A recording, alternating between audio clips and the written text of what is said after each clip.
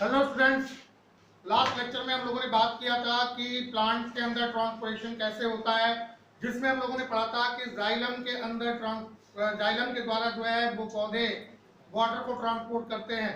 यानी प्लांट की बॉडी के अंदर जो वाटर की अवेलेबिलिटी होती है that is maintained by the xylem. तो जाइलम वाटर ट्रांसपोर्टिंग टिश्यूज है और जाइलम के द्वारा प्लांट्स के पूरी बॉडी के अंदर वाटर डिस्ट्रीब्यूट होता है। अब आज के इस लेक्चर में हम लोग बात करेंगे कि पौधे के अंदर भोजन का ट्रांसपोर्टेशन कैसे होता है, क्योंकि हम लोग जानते हैं कि भोजन जो है वो प्लांट की लीव्स में बनता है, पत्तियों के द्वारा भोजन बनाया जाता है और पत्तियों के द्वारा बनाया गया यह भोजन प्लांट के हर हिस्से में ट्रांसपोर्टेड होता है। तो इस ट्रांसपोर्टेशन में कौन मदद करता है, तो हम लोग पढ़ेंगे आज transport of food. Transport of food in plants। Plants के अंदर भोजन का ट्रांसपोर्टेशन कैसे होता है, पौधे के अंदर भोजन कैसे ट्रांसपोर्टेड होता है। तो फ्लोएम के द्वारा जो है वो भोजन का ट्रांसपोर्टेशन होता है। तो food is transported in plants by phloem। Phloem जो होते हैं जाइलम की तरह से फ्लोएम भी कंडक्टिंग टिश्यूज कहलाते हैं और ये फूड को ट्रांसपोर्ट करते हैं। यानी पौधों की पत्तियों में बनने वाला जो भोजन है वो पौधे के भिन्न भिन्न हिस्सों में इन्हीं फ्लोएम्स के द्वारा पहुंचता है। तो फ्लोएम्स क्या होते हैं और कैसे होते हैं, किस तरह से जो है वो फ्लोएम कार्य करते हैं जिसके द्वारा जो है वो भोजन का ट्रांसपोर्टेशन होता है। तो फ्लोएम क्या चीज है, फ्लोएम जो है वो ट्रांसलोकेट करता है फूड का, क्योंकि transportation of food is known as translocation. Transportation of food is also called translocation. जो ट्रांसपोर्टेशन होता है फूड का इसी को ट्रांसलोकेशन कहते हैं। तो ट्रांसलोकेशन क्या चीज है कि जिसके थ्रू जो है वो फूड लीफ से लेकर के पूरी प्लांट बॉडी के अंदर क्या होता है, डिस्ट्रीब्यूट होता है।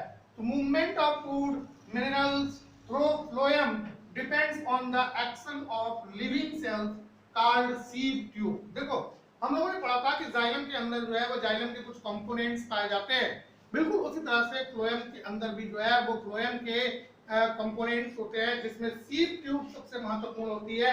जैसे जाइलम्स में हम लोगों ने क्या पढ़ा था, वेसल्स और tracheids are responsible to carry the water, हम लोगों ने ऐसा पढ़ा था।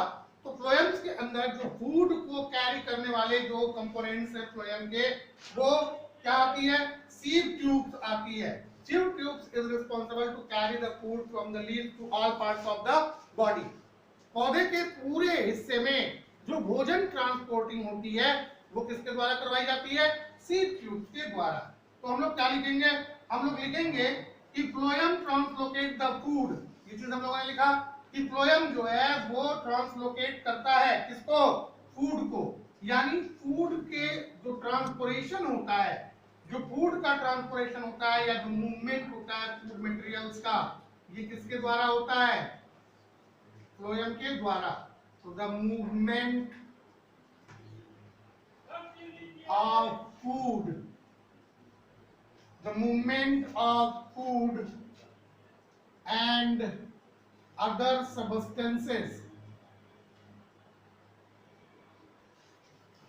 other substances in plants is regulated by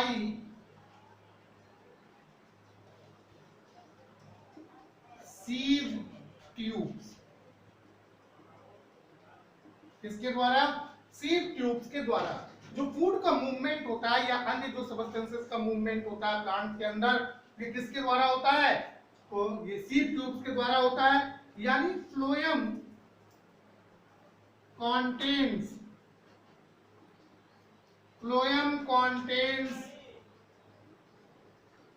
sieve tubes. Phloem के अंदर जो है वो सीव ट्यूब्स पाए जाते हैं और ये सीव ट्यूब्स जो है वो रिस्पॉन्सिबल होते हैं किसके लिए? भोजन को कैरी करने के लिए।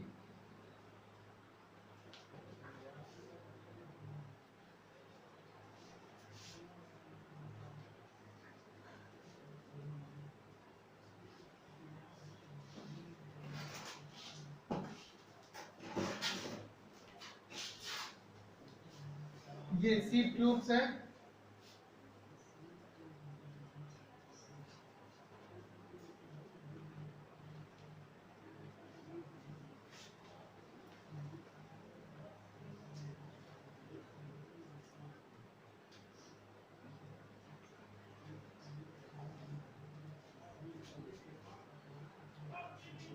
ठीक है, और इसके अंदर एक बड़ा सा न्यूक्लियस पाया जाता है ऐसे, और यहाँ पे क्या होते हैं? ये साइटोप्लाज्म होते हैं।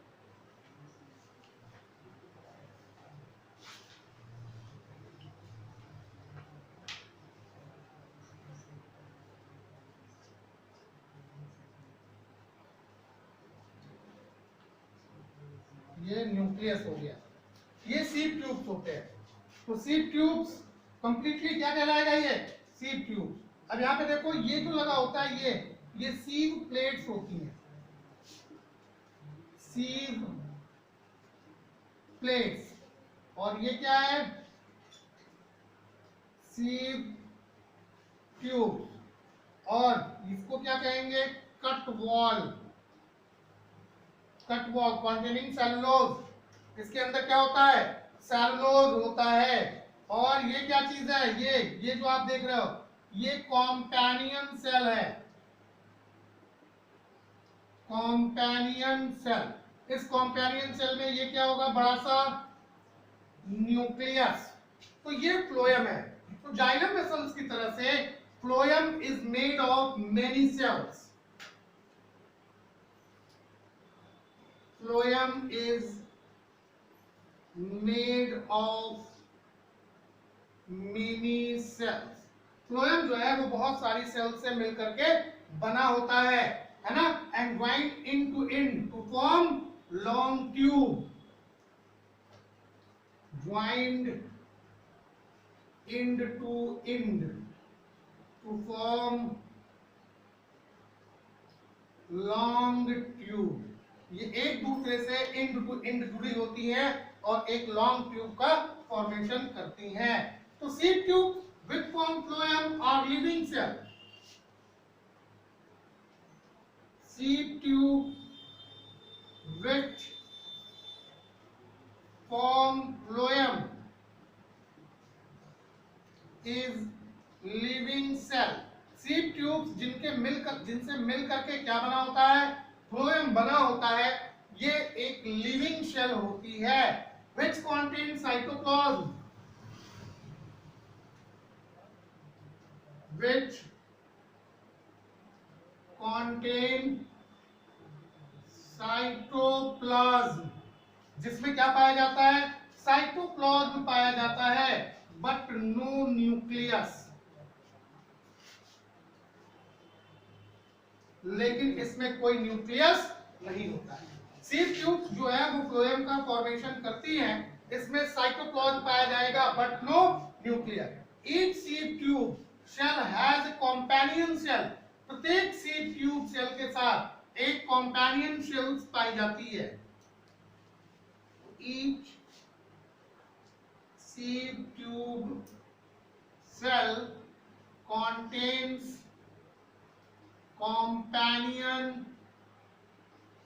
कॉम्पैनियन सेल। प्रत्येक सीव ट्यूब सेल में क्या पाई जाती है? कॉम्पैनियन सेल पाई जाती है। तो कॉम्पैनियन सेल्स जो होती है उसके अंदर न्यूक्लियस पाया जाता है। कॉम्पैनियन सेल हैज न्यूक्लियस। कॉम्पैनियन सेल्स के अंदर न्यूक्लियस पाया जाता है। इसके साथ साथ और भी जो सेलुलर ऑर्गेनेल्स होते हैं एंड मेनी अदर ऑर्गेनेल्स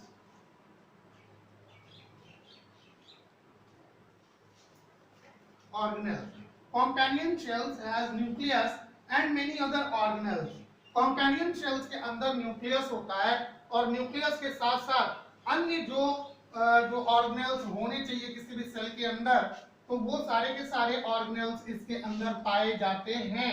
तो ये बहुत ही इंपॉर्टेंट चीज है कि जो सीप ट्यूब्स होती है, सीप ट्यूब्स के अंदर साइटोप्लाज्म तो पाया जाता है लेकिन न्यूक्लियस नहीं पाया जाता है, जबकि सीप ट्यूब्स के आगे जो है जो कॉम्पैनियन शेल लगी होती है, इस कॉम्पैनियन शेल्स के अंदर साइटोप्लाज्म और न्यूक्लियस दोनों पाए जाते हैं। इस चीज को आप लोग ध्यान में रखिएगा। Companion shells supply the sieve tubes with some of their requirement.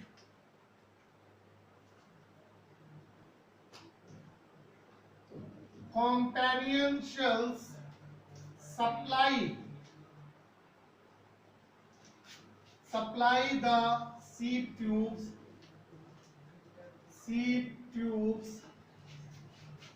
some of their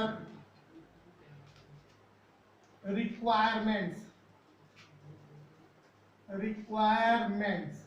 जो कॉम्पैनियन शेल्स होती हैं वो सीप ट्यूब्स को अपनी कुछ रिक्वायरमेंट्स जो है, जो उनकी रिक्वायरमेंट्स, जो जिस चीज की उनको आवश्यकता होती है, वो सब ये सप्लाई करता है।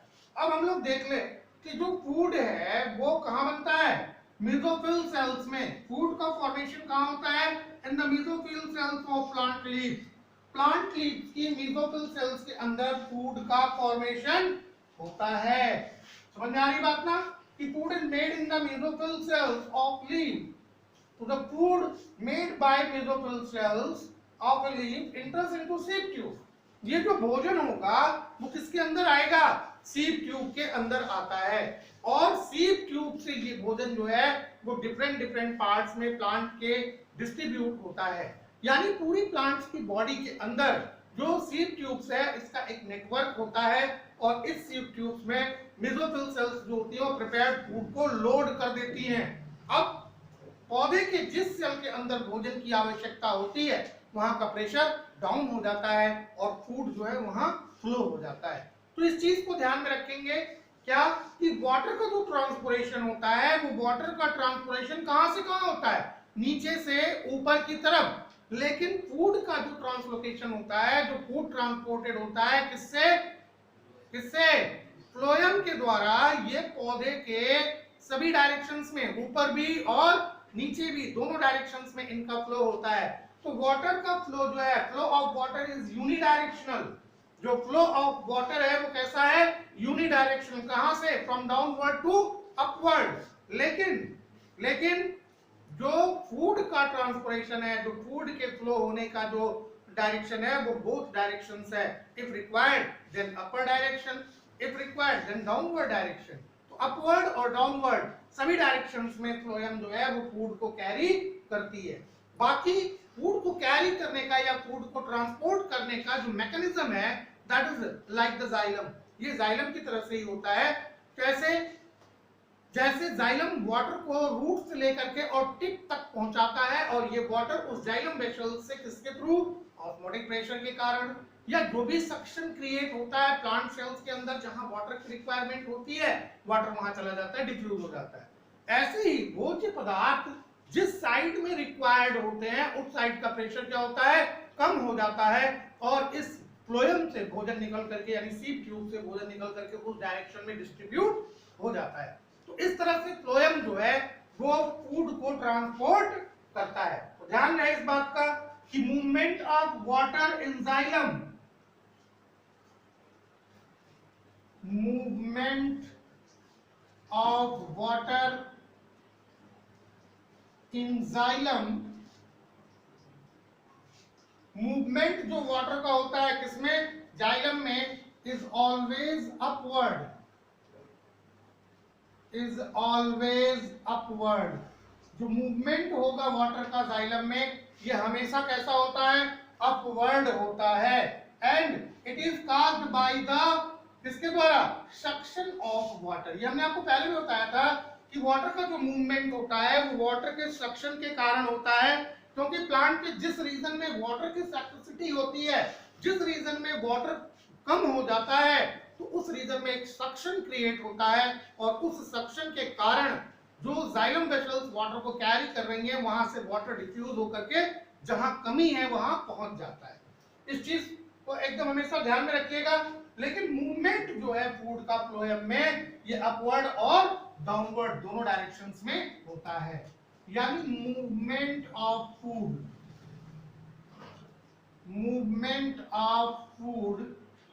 in phloem is in both directions. It means in upward or downward. Directions. Upward direction में या फिर डाउनवर्ड डायरेक्शन में जो फूड का मूवमेंट होगा फ्लोएम के द्वारा वो अपवर्ड और डाउनवर्ड दोनों डायरेक्शंस में होता है। तो इतनी चीजें क्लियर हो गई, कोई प्रॉब्लम नहीं है। ध्यान रखना कि जो मूवमेंट है फूड का फ्लोएम के अंदर ये कैसा होता है, ये एनर्जी कंज्यूमिंग होता है, इसमें एनर्जी खर्च होती है, एनर्जी कंज्यूम होती है। यानी food is transported in the plants by using energy. किसके द्वारा? एनर्जी को यूज करता है ये, तब भोजन को ट्रांसपोर्ट करता है। इस बात को जरूर ध्यान रखिएगा। क्या चीज? कि movement of food in phloem takes place by utilising energy. कैसे? देखो शुगर जो होता है, जो पत्तियों के अंदर फूड के रूप में बनता है, वो फ्लोएम के अंदर क्या कर दिया जाता है? लोडेड कर दिया जाता है। अब फ्लोएम जो है वो इसको कैरी करता है। तो कैरी करने में किस चीज की जरूरत है? एनर्जी की, क्योंकि वो एक वर्क डन करता है और इस वर्क डन को करने के लिए एनर्जी की रिक्वायरमेंट होती है। तो इस बात को हमेशा याद रखिएगा कि फ्लोएम के अंदर जो फूड का मूवमेंट होता है वो एक एनर्जी कंज्यूमिंग प्रोसेस है और इसमें एनर्जी की रिक्वायरमेंट होती है। फिर हमने आपको क्या बताया कि जहां पे जो सेल्स ऐसी होती हैं जिसको फूड की रिक्वायरमेंट होती है या प्लांट के जिस पार्ट में फूड की रिक्वायरमेंट होती है वहां प्रेशर क्या होता है? डाउन हो जाता है, वहां प्रेशर कम हो जाता है और भोजन का प्रेशर जो है वो फ्लोएम के अंदर कैसा होता है? ज्यादा। तो प्रेशर हायर प्रेशर से लोअर प्रेशर की तरफ या हायर कंसंट्रेशन से लोअर कंसंट्रेशन की तरफ जो फूड स्टफ होते हैं वो डिस्ट्रीब्यूट हो जाते हैं। तो इस तरह से जो फूड है वो फ्लोएम के द्वारा प्लांट्स के डिफरेंट पार्ट्स में क्या होता है? मूव कराया जाता है, पहुंचाया जाता है। तो यही चीज, यही मैकेनिज्म जो है वो किसमें? वाटर में भी हो रहा था। किसके अंदर हो रहा था? वाटर के लिए भी, जाइलम के अंदर भी यही प्रोसेस हो रहा था कि जाइलम की वेसल्स जो है वो वाटर को लेकर के चलती है, वाटर उनके थ्रू चलता है कि नहीं है? क्योंकि हम लोगों ने पढ़ा था जाइलम जो है वो एक ट्यूब लाइक स्ट्रक्चर है, जैसे ड्रेन पाइप का होता है। तो उसमें पानी बहता है, पानी जा रहा है नीचे से ऊपर। अब पानी नीचे से ऊपर जा रहा है तो रास्ते में किसी सेल को वाटर की रिक्वायरमेंट है तो वहां का प्रेशर क्या हुआ? डाउन हुआ। तो सक्शन था वहां पे थोड़ा सा क्या हो जाएगा? लूज, और पानी वहां निकल जाएगा। जितनी उसकी रिक्वायरमेंट थी उसने पूरा कर लिया और जब रिक्वायरमेंट पूरी हो गई तो वाटर फिर ऊपर की तरफ फ्लो करेगा। बात समझ में आ गई? इतनी चीजें, कोई दिक्कत नहीं ना है, कोई प्रॉब्लम यहाँ तक? चले आइए अब हम लोग देखेंगे ट्रांसपोर्ट इन एनिमल्स। एनिमल के अंदर ट्रांसपोर्टेशन कैसे होता है? एनिमल्स के अंदर ट्रांसपोर्टेशन कैसे होता है? प्लांट के अंदर हम लोगों ने ट्रांसपोर्टेशन पढ़ा कि प्लांट्स जो है वो दो तरह की चीजों को लेते हैं बाहर से, और उनमें से एक चीज क्या होती है? वाटर, जो कि जाइलम के थ्रू डिस्ट्रीब्यूट होती है प्लांट्स के अंदर। दूसरा जो फूड है, जो प्लांट लीफ फूड बनाती है, और वो क्या कहाँ चला जाता है? फ्लोएम में, और फ्लोएम जो है वो पूरे प्लांट में उसको डिस्ट्रीब्यूट कर देता है। अभी हम लोग बात करेंगे ट्रांसपोर्ट इन एनिमल। एनिमल्स के अंदर जो है वो ट्रांसपोर्टेशन कैसे होता है? तो देखो एनिमल्स के अंदर जो ट्रांसपोर्टेशन होता है उसके लिए एक वेल डिफाइंड ट्रांसपोर्ट सिस्टम पाया जाता है। एनिमल के अंदर एक वेल डिफाइंड ट्रांसपोर्ट सिस्टम होता है और एनिमल के अंदर जो डिफरेंट मटेरियल्स रिक्वायर्ड है, जिनकी रिक्वायरमेंट होती है, उनको यही ट्रांसपोर्टिंग सिस्टम जो है वो कन्वे करता है, एक जगह से दूसरी जगह पहुंचाता है। जिसमें कुछ ऐसे मटेरियल्स हैं जिनको एनिमल बाहर से लेता है और कुछ ऐसे मटेरियल्स हैं जिनको एनिमल की बॉडी स्वयं बनाती है। जैसे अगर हम लोग बात करें कि animal body are also able to synthesize some chemical substances that is known as hormones. उनको क्या कहते हैं? हार्मोन्स कहते हैं. Animal body also synthesise some types of enzymes. ये एंजाइम्स भी बनाते हैं, ये हार्मोन्स भी बनाते हैं. तो अगर देखें तो हार्मोन्स जो है वो एक डक्टलेस ग्लैंड से बनता है, जिसको हम लोग क्या कहते हैं? एंडोक्राइन ग्लैंड कहते हैं. अब ये ग्लैंड होती कहीं और है, लेकिन हार्मोन्स का जो टारगेट रीजन होता है वो कहीं और होता है. यानी हार्मोन्स जो हैं वो बनते कहीं और हैं और काम कहीं और करते हैं. तो जहां बनते हैं वहां से और अपने फंक्शनल रीजन तक पहुंचने के लिए उनको एक डिस्टेंस ट्रेवल करनी होती है, और ये डिस्टेंस ट्रेवल कराता कौन है? तो जो उनके अंदर ट्रांसपोर्टिंग सिस्टम होता है. अगर हम लोग ह्यूमन बीइंग की बात करें तो ह्यूमन बीइंग के अंदर जो ट्रांसपोर्टिंग सिस्टम है वो ब्लड है, या और भी जो हायर ऑर्गेनिज्म है, जो हायर ऑर्गेनिज्म है जिसके बॉडी के अंदर एक वेल डिफाइंड सिस्टम पाया जाता है, तो उनके अंदर जो ट्रांसपोर्टिंग सिस्टम है वो ब्लड है, जिसको हम लोग सर्कुलेटरी सिस्टम के नाम से जानते हैं. किसके नाम से? सर्कुलेटरी सिस्टम के नाम से जानते हैं. तो circulatory system is responsible to carry the substances from one place to other in the body of an animal. अब वो चाहे ह्यूमन बीइंग्स हो या अन्य कोई जंतु हो, उन सब के अंदर जो है वो सर्कुलेटरी सिस्टम रिस्पॉन्सिबल होती है. तो अभी सवाल ये है कि इस सर्कुलेटरी सिस्टम में कौन सी ऐसी चीज होती है जो मटेरियल्स को कन्वे करती है from one place to other? ऐसी कौन सी चीज है? तो हम लोग जानते हैं उसको क्या कहते हैं? ब्लड कहते हैं. क्या कहते हैं? ब्लड. तो सबसे पहले ट्रांसपोर्ट सिस्टम को पढ़ने के लिए या सर्कुलेटरी सिस्टम को पढ़ने के लिए हमें क्या पढ़ना होगा? ब्लड. अब ब्लड का इंट्रोडक्शन अगर किया जाए तो कैसा होगा ब्लड? ब्लड क्या है? ब्लड कैसे है? तो blood is a red coloured. Blood is a red coloured. Blood is a red coloured fluid connective tissue. Fluid connective tissue. Blood जो है वो एक रेड कलर का फ्लूइड कनेक्टिव टिश्यू है. ब्लड क्या है? रेड कलर का एक फ्लूइड कनेक्टिव टिश्यू है. अब सोचने की बात है कि ब्लड का कलर रेड क्यों होता है? क्या रीजन है? तो ब्लड इज रेड क्यों? Because it contains a red pigment, है ना. तो blood is red because it contains a red pigment. क्योंकि इनके अंदर क्या होता है? एक रेड पिगमेंट होता है कॉल्ड हीमोग्लोबिन, जिसको क्या कहते हैं? हीमोग्लोबिन. ध्यान रहे कि हीमोग्लोबिन जो है वो आयरन का एक कोऑर्डिनेटेड कंपाउंड होता है. आगे आप लोग और बड़े क्लासेस में जाओगे तो कोऑर्डिनेशन कंपाउंड्स आपको पढ़ना होगा, और कोऑर्डिनेशन कंपाउंड में आप लोग पढ़ोगे कि कैसे जो है वो कोऑर्डिनेटेड कंपाउंड्स बनते हैं और उनका हमारे डे टू डे लाइफ में क्या इंपॉर्टेंस है. तो हीमोग्लोबिन जो होता है वो क्या होता है? आयरन का एक कोऑर्डिनेटेड कंपाउंड होता है. यानी ब्लड का जो कलर रेड है it is due to the presence of haemoglobin. बात समझ में आ रही है? इतनी चीजें क्लियर हो गई. अब आओ, ब्लड के कंपोनेंट्स कौन कौन से होते हैं? Components of blood. ब्लड के बहुत सारे कंपोनेंट्स होते हैं, लेकिन अभी हम लोग मेनली तीन कंपोनेंट्स या तीन तरह की चार की बात कर लें. चार तरह की कंपोनेंट्स की बात करेंगे. सबसे पहले जो होता है वो आरबीसी. दूसरी की जो बात हम लोग करते हैं वो क्या है? डब्ल्यूबीसी. तीसरी क्या चीज है? प्लेटलेट्स. और चौथी चीज क्या चीज है? प्लाज्मा.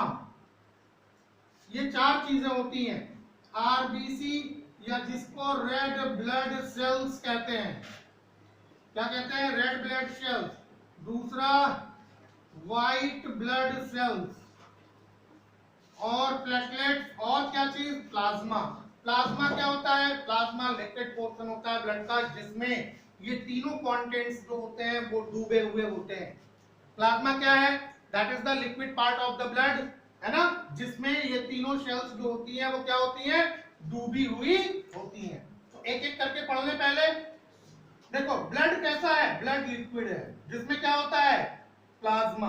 क्या होता है, प्लाज्मा। अब इस प्लाज्मा के अंदर रेड सेल्स, व्हाइट सेल्स और प्लेटलेट्स जो हैं वो डूबे हुए रहते हैं या तैरते हुए रहते हैं। ठीक है, तो ब्लड को हम डिफाइन कर सकते हैं कि blood is a liquid, blood is a liquid called plasma. Blood एक लिक्विड है जिसको क्या कहते हैं, प्लाज्मा, जिसमें क्या होती है, रेड सेल्स, जिसमें क्या चीज होगी, रेड सेल्स होगी, और क्या होगा, व्हाइट सेल्स होगा, व्हाइट सेल्स होगा, और क्या होंगे, एंड प्लेटलेट्स, प्लेटलेट्स होते हैं। बात समझ में आ रही है ना। तो सबसे पहली चीज जो हम लोग देखें, क्योंकि प्लाज्मा इसका ग्राउंड सबस्टेंस है जिसके अंदर बाकी सारी चीजें जो है वो तैरती हुई रहती है या डूबी हुई रहती है। तो सबसे पहले हम लोग प्लाज्मा की ही बात कर लें कि प्लाज्मा क्या है। प्लाज्मा किसे कहते हैं, तो liquid part of the blood,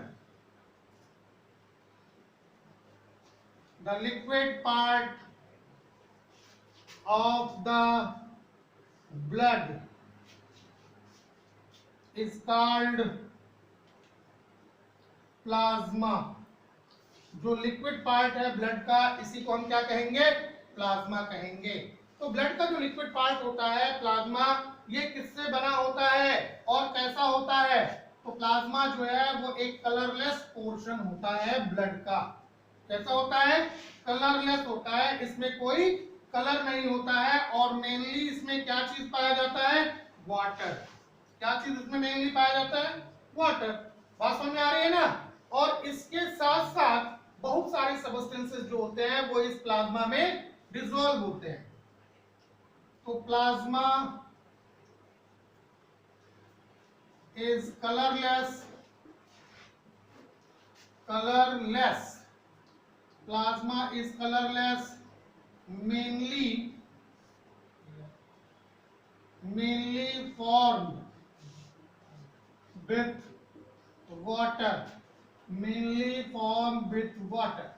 plasma जो है वो कलरलेस होता है, सामान्यतः किससे बना होता है, वाटर से बना होता है। एंड many substances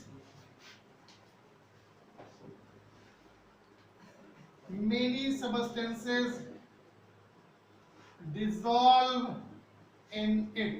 बहुत सारे सबस्टेंसेस जो होते हैं वो इसके अंदर घुले हुए होते हैं। प्लाज्मा के अंदर जो डिसॉल्व सबस्टेंसेस होते हैं वो कौन कौन से हो सकते हैं, कौन कौन से, प्रोटीन हो सकती है कि नहीं हो सकती है, हो सकती है ना। डाइजेस्टिव फूड, क्या हो सकता है, डाइजेस्टिव फूड, जो भोजन डाइजेस्ट होता है और ब्लड के अंदर जाके कैसा होता है, एसिमिलेट होता है। तो जो भोजन डाइजेस्ट होकर के एसिमिलेट होगा तो ये ब्लड प्लाज्मा में ही आ जाता है। इसके साथ साथ और क्या होगा, कुछ कॉमन साल्ट होंगे, क्या होगा, कॉमन साल्ट होंगे, और क्या होगा, और बॉडी के अंदर कुछ वेस्ट प्रोडक्ट बनते हैं ना, है कि नहीं है, जो बॉडी के अंदर प्रोसेसेस हो रहे हैं उनसे जो वेस्ट प्रोडक्ट बनते हैं वो भी किसमें होते हैं, इसी प्लाज्मा के अंदर पाए जाते हैं। तो प्लाज्मा जो है वो एक कलरलेस जो है वो लिक्विड होता है जो मेनली किससे बना होता है, वाटर से। बहुत सारे सबस्टेंसेस इसमें डिसॉल्व होते हैं, जैसे प्रोटीन है, डाइजेस्टिव फूड है, कॉमन साल्ट है, और जो बॉडी के अंदर वेस्ट प्रोडक्ट बनते हैं ये सारी चीजें इसके अंदर डिसॉल्व होती हैं। इसके साथ साथ जो केमिकल सबस्टेंसेस हमारी बॉडी खुद बनाती है जैसे हार्मोन्स हैं वो भी इसी प्लाज्मा में पाए जाते हैं। तो अब हम लोग बात करेंगे आरबीसी की या रेड ब्लड सेल्स की। रेड ब्लड सेल्स क्या है, ये रेड कलर की होती है। तो RBC is red in colour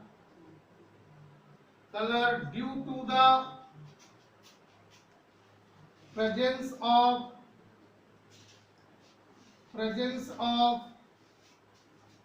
haemoglobin. किसकी उपस्थिति के कारण, हीमोग्लोबिन की उपस्थिति के कारण इसका रंग जो होता है वो कैसा होता है, लाल होता है। तो red blood sales carry oxygen RBC का क्या काम होता है? ऑक्सीजन को कैरी करना, कैरी ऑक्सीजन कहां से कहां तक? From the lungs, carry oxygen from the lungs to all the cells of the body.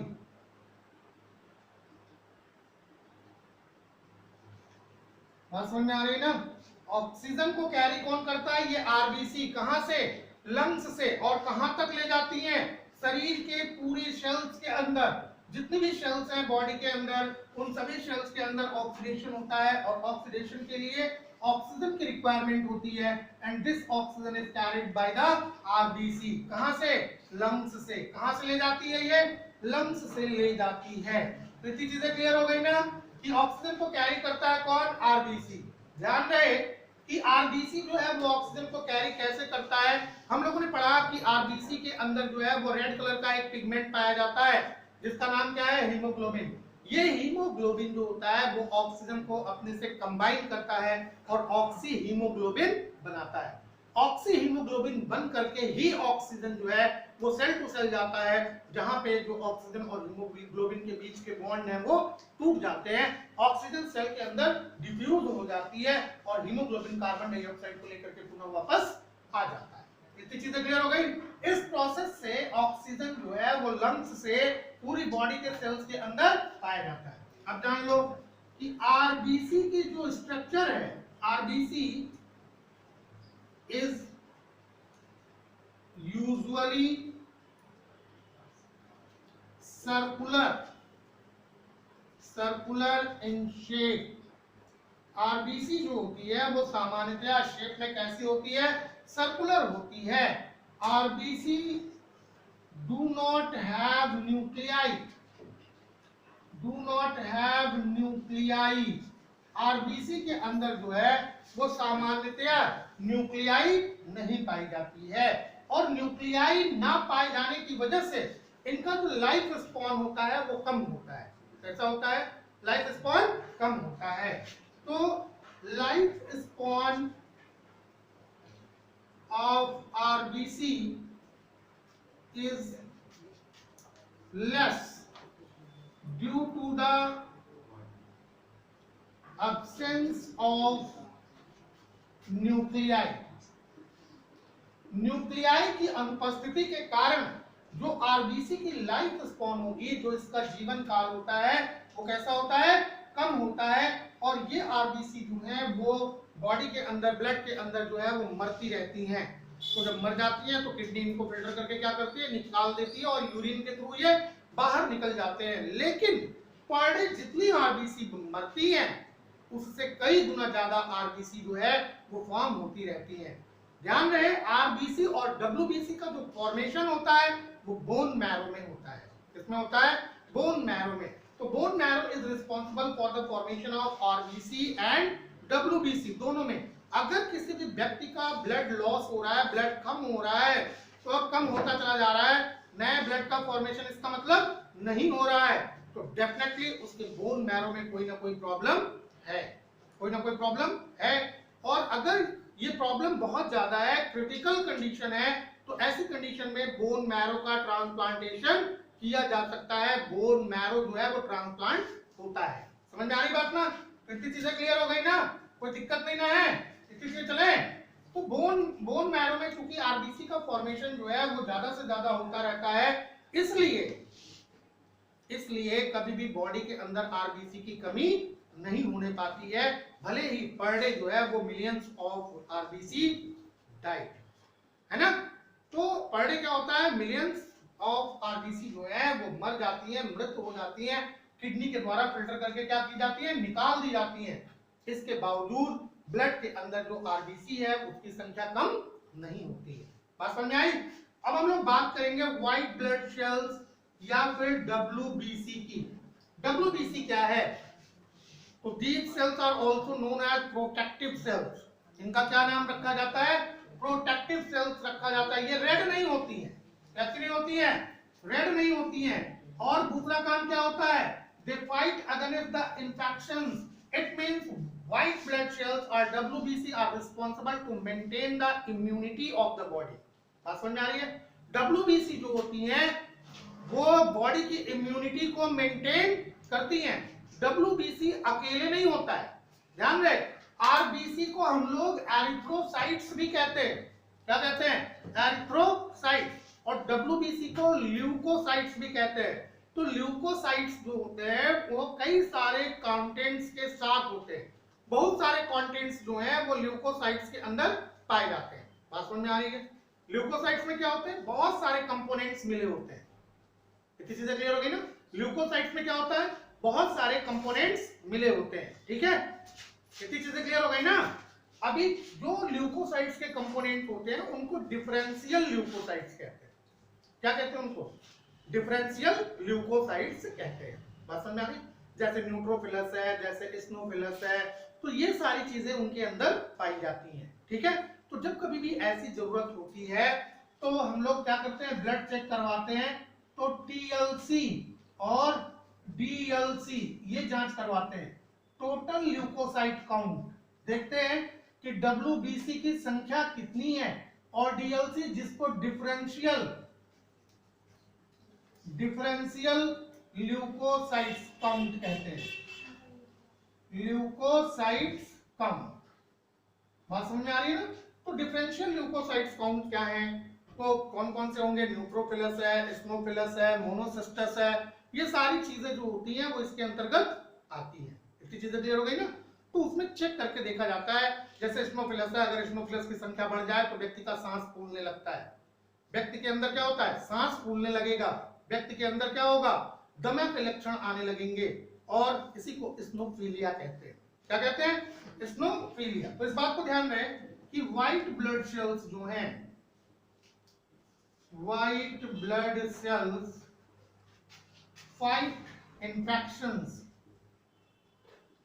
Fight infections, white blood cells जो होती है वो इन्फेक्शन से लड़ती हैं and protect us from diseases, जो हमें बीमारियों से क्या करती है? बचाती हैं। बात समझ में आ रही ना? क्यों? क्योंकि व्हाइट ब्लड सेल्स जो होती हैं वो जितने भी प्रकार के जर्म्स होते हैं, जो माइक्रो ऑर्गेनिज्म होते हैं, जो बैक्टीरियाज है ना, जो फंगस हैं, जो प्रोटोजोन्स हैं, जो पॉजिटिव एजेंट्स हैं, यानी हम कह सकते हैं कि जो पैथोजेंस हैं, ये पैथोजेंस से लड़ते हैं और उनसे इंफेक्शंस को क्या करते हैं? होने वाले इंफेक्शंस को रोकते हैं ताकि इंफेक्शंस ना होने पाए। तो इतनी चीजें क्लियर हो गई। अब हम लोग बात करेंगे प्लेटलेट्स की। प्लेटलेट्स क्या होते हैं? ये बहुत ही टिनी फ्रेगमेंट्स हैं, टिनी फ्रेगमेंट्स ऑफ स्पेशल सेल्स। ये टिनी फ्रेगमेंट्स हैं स्पेशल सेल्स के। बात समझ में आ रही ना? And formed in bone marrow, जो किसमें बनते हैं? बोन मैरो के अंदर बनते हैं। तो tiny fragments of special cells and form in bone marrow, that is known as platelets. Platelets में भी न्यूक्लियाई नहीं होती है।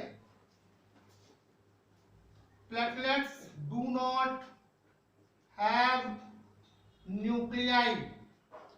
प्लेटलेट्स के अंदर भी न्यूक्लियाई नहीं होती है।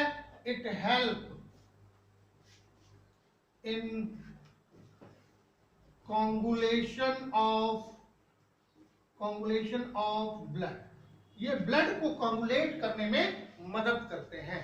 बात समझ में आ गई ना? तो क्या होता है कि जो प्लेटलेट्स होती हैं यही ब्लड को गाढ़ा बनाती हैं, और ब्लड जब कहीं से भी निकलता है, जब सीप्स आउट होता है, तो उनको ये कोगुलेट करती हैं, उनको क्या कर देती है?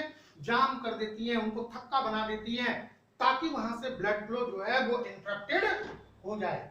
तो इतनी चीजें क्लियर हो गई।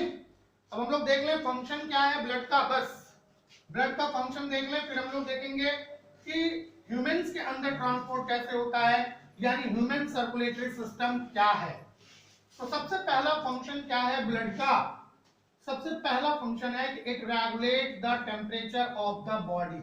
सबसे पहला फंक्शन कि ब्लड जो होता है वो बॉडी के टेम्परेचर को रेगुलेट करता है।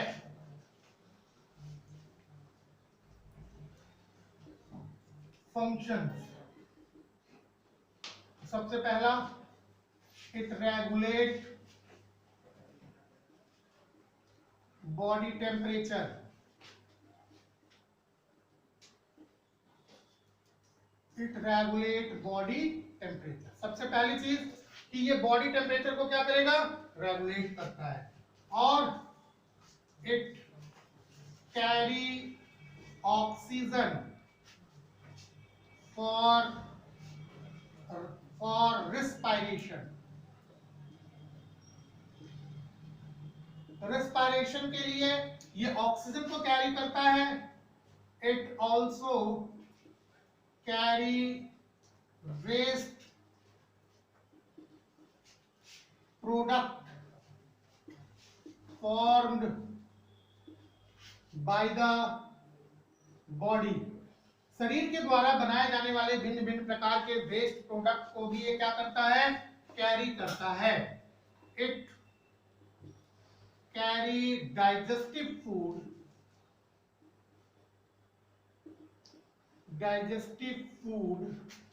to all the cells of body। Body के अंदर जितने भी सेल्स हैं उनमें वो डाइजेस्टिव फूड को क्या करता है, पहुंचाता है। It carry hormones to all required places for control and coordination।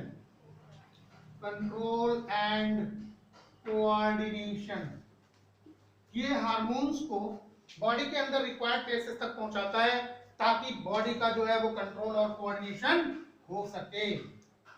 अगली चीज कि ब्लड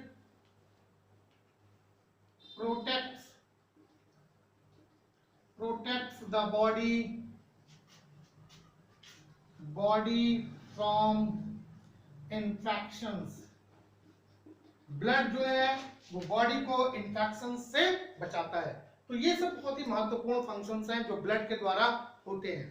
तो आज के लेक्चर में यहीं तक, ये सारी चीजें आप लोग तैयार करिए। नेक्स्ट लेक्चर में हम लोग पढ़ेंगे ह्यूमन सर्कुलेटरी सिस्टम के बारे में कि ह्यूमन के अंदर जो है वो ट्रांसपोर्ट कैसे होता है, सर्कुलेटरी सिस्टम में कौन कौन से सर्कुलेटरी ऑर्गन्स हैं जो इन्वॉल्व होते हैं, और हम लोग देखेंगे कि ह्यूमन सर्कुलेटरी सिस्टम क्या है, हार्ट कैसे पंप करता है, आर्टरीज और वेन्स के क्या कार्य होते हैं। तो इन सारी चीजों को हम लोग पढ़ेंगे नेक्स्ट लेक्चर में। तब तक आप लोग इतनी चीजों को प्रिपेयर करिए।